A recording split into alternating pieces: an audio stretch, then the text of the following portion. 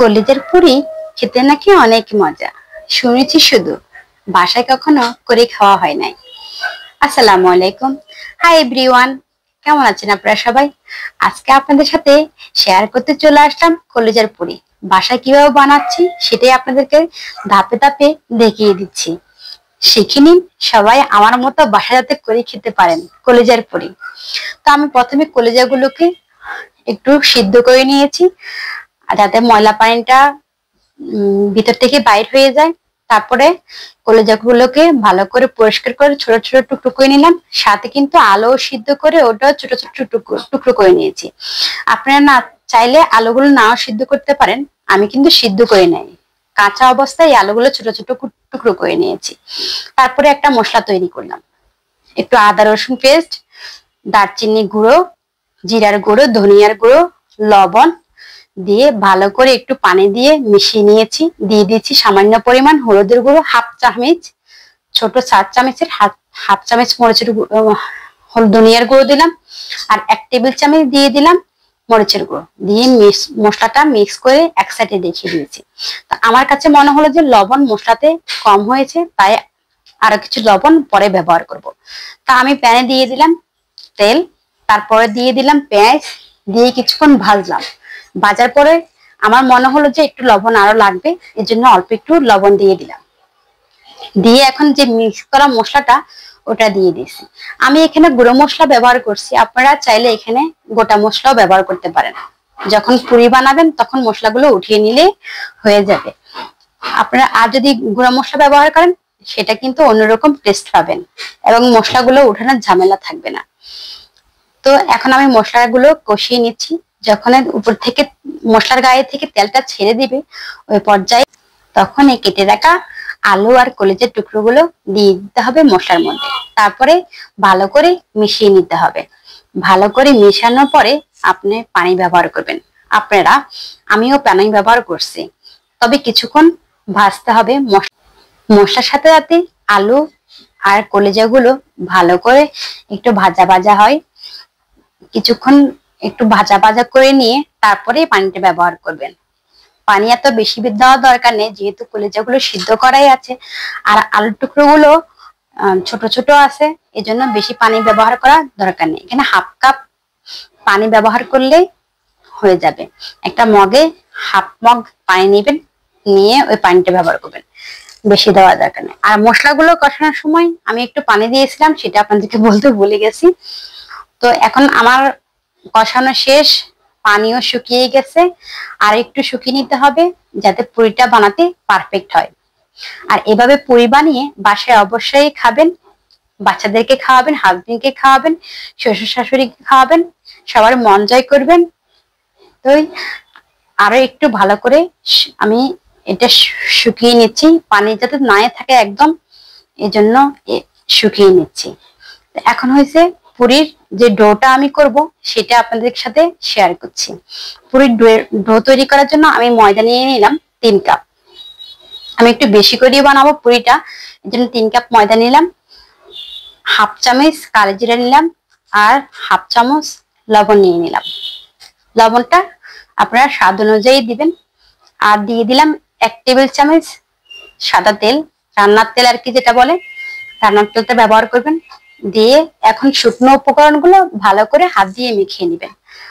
ভালো করে হাত দিয়ে মেখে নিলে শুকনো উপকরণগুলো যে কোনো পুরি বা পরোটা যেটাই বানান না কেন খেতে কিন্তু অনেক মজা লাগে। আর ডোটাও পারফেক্ট ভাবে তৈরি করার জন্য অবশ্যই শুকনো উপকরণগুলো ভালো করে হাত দিয়ে মিশিয়ে নিতে হবে। তারপরে হাত দিয়ে একটু মুঠ করে দেখতে পারেন যে আপনার শুকনো উপকরণগুলো ভালো করে মিশছে কিনা। তো আমি এক পর্যায়ে এখন পানি দিয়ে দিব, অল্প অল্প করে পানি ব্যবহার করবেন, যেহেতু একসাথে দিতে গেলে আপনার পানির পরিমাণটা বেশি হয়ে যেতে পারে। এজন্য যে কোনো ডো তৈরি করার সময় অল্প অল্প করে পানি ব্যবহার করতে হবে। আর অল্প অল্প করে পানি ব্যবহার করলে আপনি একটা পারফেক্ট ডো তৈরি করতে পারবেন। এবারে পরোটার জন্য হোক, পুরির জন্য হোক, সিঙ্গারার জন্য হোক, মোগলাইয়ের জন্য হোক, যে কোনো ডো তৈরি করতে এভাবে অল্প অল্প করে পানিটা ব্যবহার করবেন, তাহলে পারফেক্ট একটা ডো তৈরি করতে পারবেন। এখন আমার পানির পরিমাণ দেওয়া শেষ। আমি অল্প অল্প করে পানি ব্যবহার করছি। এখন ভালো করে হাত দিয়ে মিক্স করতে হবে। যত বেশি আপনি ডোটাকে মাখামাখি করবেন ততই মজা লাগবে আপনার কাছে যে কোনো কিছু বানানোর জন্য। যে কোনো খাবার তৈরি করতে ডোটা পারফেক্ট হলে এমনিতেই খাবার তৈরি করতে মনের আনন্দে তৈরি করা যায়। তো দেখুন আমার ডোটা বেশি নরমও হয় না, আবার বেশি হার্ডও হয়ে যায় না, যাকে বলে শক্ত হয়ে যায় না। এখন আমি সুন্দর করে ছোট ছোট করে লেচি করে নিচ্ছি। আপনারা চাইলে রুটি শিবে ছোট ছোট করে নিতে পারেন, রুটি বানানো যেভাবে ওইভাবে ছোট ছোট করে লেচি কেটে নিতে পারেন। এটা ছুরির সাহায্য কেটে নিতে পারেন, আবার হাত দিয়েও ছোট ছোট করে লেচি নিতে পারেন। তো এখন হাত দিয়ে আমি দেখুন গোল গোল করে নিচ্ছি, রুটি বানানো যেভাবে করে সেভাবেই করে নিচ্ছি। নিয়ে এবার হাত দিয়ে মানে বেলুন বেলুন ছাড়াই হাত দিয়ে একটু চেপে চেপে নিচ্ছি। চেপে নিয়ে আমি যেটা তৈরি করলাম পুরটা, কলিজার, ওই পুরটা ভিতরে দিয়ে হাতের সাহায্যে এই পরিগুলো তৈরি করে নিচ্ছি। এটা বেলাবেলি করার দরকার নেই, যেহেতু কলিজাগুলো একটু আস্ত আস্ত থাকে। আর এটা যখন আপনি কামড় দিয়ে খাবেন খেতে অনেক মজা লাগবে। আমি দেখিয়ে দিচ্ছি আরেকটা পরিতে কিভাবে পুরটা ব্যবহার করবেন। প্রথমে হাত দিয়ে চেপে চেপে নিয়ে একটা পরি তৈরি করার জন্য মাঝখানে ডোটা দিয়ে চারপাশ থেকে চেপে চেপে একটু গোলাকার করে এবার হাত দিয়ে আবার চেপে চেপে দিবেন। পাশ থেকে চেপে চেপে দিবেন, মাঝখান থেকে চেপে চাওয়ার দরকার নেই, তাহলে আপনার ভিতর থেকে পুরটা বাইরে চলে আসবে। তখন আপনি যখন ভাজবেন পুরিগুলো তখন তেল পুরির ভিতরে যখন ঢুকে যাবে তখন আপনি এটা খেতে মজা পাবেন না। তেলে চপচপ করলে কি মজা লাগে বলেন, ভিতরে তেল থাকলে। এর জন্য উপরে ভাজা ভিতরে তেল যাতে না যায় সেভাবে বেশি চাপাচাপি করার দরকার নেই। যদি এটা আলুর পুরি হতো অথবা ডালের পুরি হতো তাহলে আপনি বেলুনির সাহায্য এটা বেলে নিতে পারতেন। তো এখন আমার পুরিগুলো ভাজার পালা, এখন আমি ভেজে নিচ্ছি। তো একটা টিস্যু দিয়ে দিলাম, দিয়ে পুরিগুলো ভেজে ভেজে টিস্যুর উপর রাখবো যাতে এক্সট্রা তেলটা টিস্যুতে শুষে যায়, সেজন্য টিস্যুর উপর রাখা।